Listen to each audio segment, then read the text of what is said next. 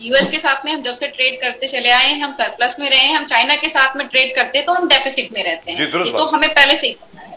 और जो है हमें पता है कि अगर रशिया से हम तेल लेते रहेंगे तो हम जो है यूएस के साथ में सरप्लस में ही चलेंगे, और तभी हमारी इकोनॉमी स्टेबल रहने वाला, हमारा मार्केट स्टेबल रहने वाला है। क्योंकि ये चलता चला आया है कि यूएस के साथ में ट्रेड में हम सरप्लस में, वरना तो चाइना के साथ में हम वैसे कम्पीट नहीं कर पा रहे हैं, हम डेफिसिट में ही रह रहे हैं।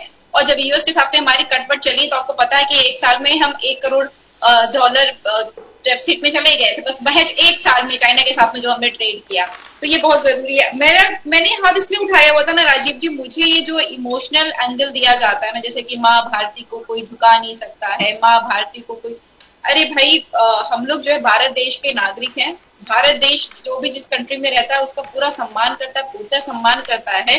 पर इसका मतलब ये नहीं है कि हम बॉर्डर्स को और जो इंटरनेशनल ट्रेड को वो उसको इमोशन से डील करने लग जाएंगे। हम आकर के बोले नहीं कोई झुका नहीं सकता है, कोई जो है हमारे बाउंड्री के अंदर में घुस नहीं सकता है, तो फिर हम अपनी फोर्सेस क्यों लगा रखे हुए हैं?